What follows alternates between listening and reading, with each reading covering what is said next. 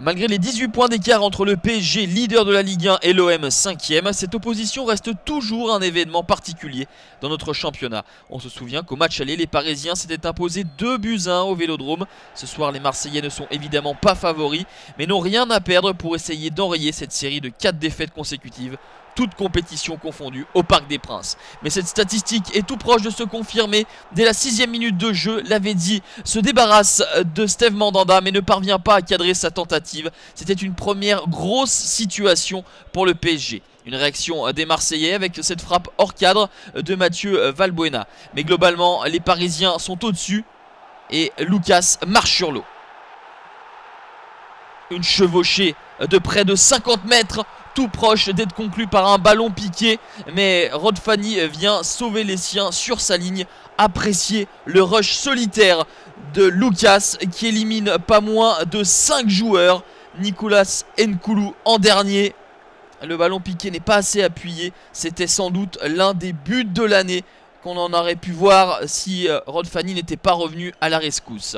Marseille va quelque peu sortir de sa torpeur avec une tentative enroulée une nouvelle fois de Mathieu Valbuena. C'est sans problème pour Salvatore Sirigu. Même si les Marseillais réalisent une bonne première période, ce sont tout de même les Parisiens qui se procurent les principales situations.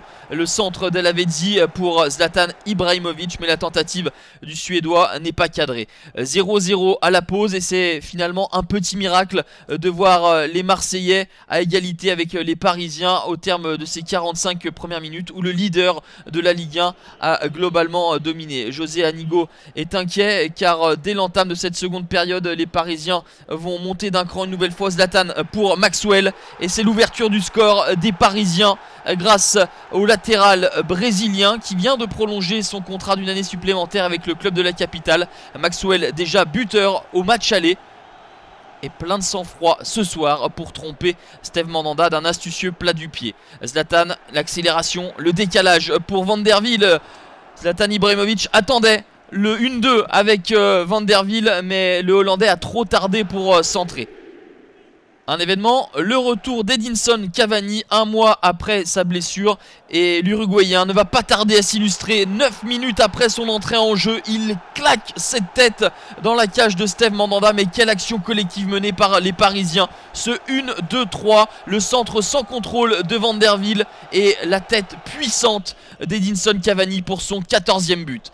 Une tête également pour les Marseillais, celle de Romao, mais celle-ci vient heurter le poteau. Le score ne bougera plus, sans forcer outre mesure leur talent. Les Parisiens s'imposent 2-0 face à des Marseillais trop inoffensifs et sans imagination pour espérer mieux. En plus d'avoir battu leur éternel rival, le PSG prend 8 points d'avance sur Monaco.